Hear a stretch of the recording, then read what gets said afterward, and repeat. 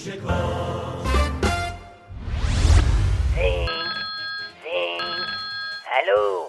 here you are یعنی بفرمایید لیدی اشتون.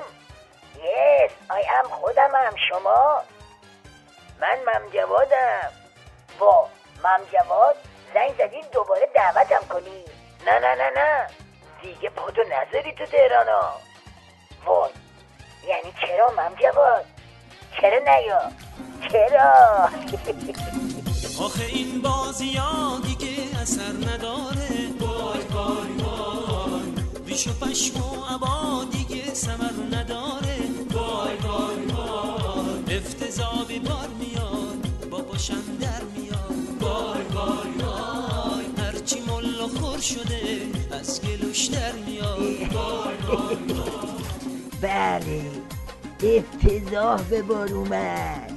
هرچی کوسه و شیخ‌فری با هم خورده بودن از گلوشون در اومد. حالا چرا در اومد؟ تیلیریش گزارش میدهد. اشتون در اقدامی معنادار و خلاف عرف دیپلماتیک با تعدادی از محکومان قضایی و فعالان فتنه در یک سفارت خارجی دیدار کرد. خانم اشتون نباید دچار اشتباه محاسباتی شود و مطمئناً بداند مطلقاً تهران خیابان‌های اوکراین نیست. وضعیت فکسنی ولایت رو میبینید به چه فلاکتی افتاده. بابا طرف اومده بود واسه مماشات، اومده بود زیر شاسی ولایت جک بزنه، اما زهر بلایی سر سیدعلی آورده که از همین سفر بوی اوکراین به دماغش میخوره.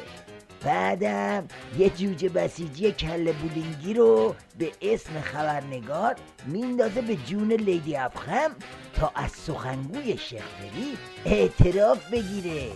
خانم کاترین اشتون مسئول سیاست خارجی اتحادیه اروپا به ایران سفر کردن.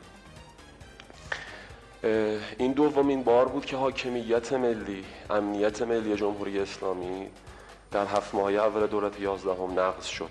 ابتدا در سفارت یونان و این بار در سفارت اتریش، یعنی کشوری که مراحل جامع مذاکرات ما در اون در حال انجامه. دو حالت وجود داره: یا وزارت خارجه جریان دیدار خانم اشتون با محکومین و فعالین فتنه بوده که وا اسفا، یا در جریان نبوده که وا حسرت. اگه در جریان بوده که العاقل یکفی الاشاره، نیازی به توضیح نیست. اما اگر در جریان نبوده، من تنها چیزی که به ذهن میرسه اینه که اتحادیه اروپا، مسئول سیاست خارجی اتحادیه اروپا، خانم اشتون فرد قابل اعتمادی نیست. این رو صراحتاً بگید خانم اشتون فرد قابل اعتمادی نیست. حالا بشنوید از سخنگوی ظریفان نظام که تلویحاً به شکرخوری شیخ‌فری اعتراف میکنه و با حسرت‌های طرف رو قبول میکنه. هیچ گونه هماهنگی قبلی در مورد ملاقات به عمل نیومده.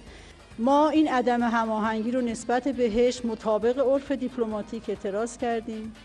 سفیر اتریش دعوت شد، مراتب این اقدام غیر دیپلماتیک به ایشون ابلاغ شد. بعدم برای اینکه وضعیت از این که هست خیت‌تر نشه، باند خامنه‌ای رو به عنوان گروه کنارتر یا همون نخودی معرفی میکنه و میگه فضولی موقوف، بذارید زهرمون رو بخوریم، خب کوف کنید.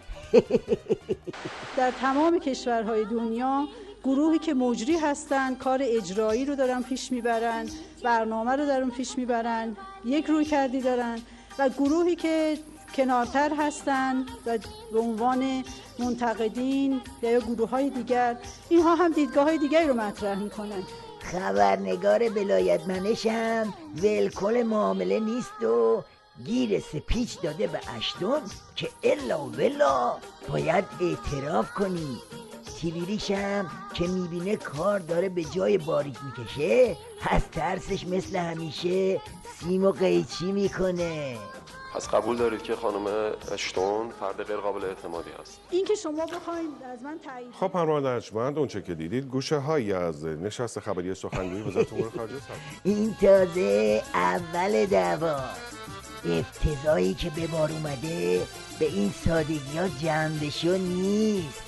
احتمالاً خانم اشتونم بعد از شیرینی مزه گز اصفهان الان در حال مزه کردن طعم تلخ مماشاته. چیزی که عوض داره گله نداره. یادت گفتی به من این رسم کاره، عاشق باید غم و خونشون بیاره.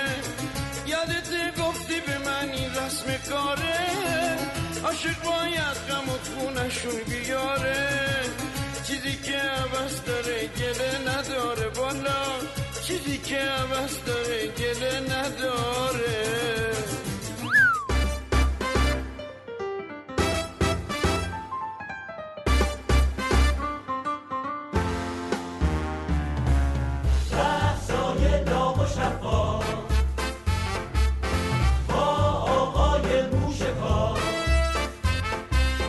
با آقای موشکار